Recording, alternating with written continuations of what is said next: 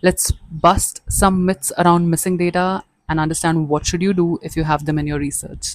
So contrary to popular belief, missing data is not just a technical glitch in your research, it's actually a research flaw.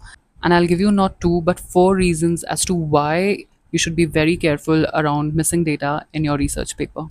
Number one is you could face challenges while getting your paper published because reviewers and editors do not like seeing missing data in research papers.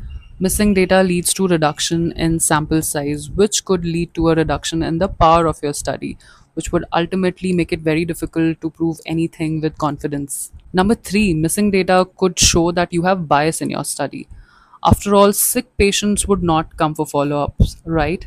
So it could mean that your study is either hiding or exaggerating a certain kind of a result. Lastly, it could create problems in your data analysis. You can't just ignore missing data, and if you fill them up incorrectly, it could distort your findings. So you have to be careful around them. Okay, now these are three things that you could do to handle your missing data very well. The first thing you could do is plan your missing data in advance. Inflate your sample size by 10 to 15% so that you do not face this problem at all.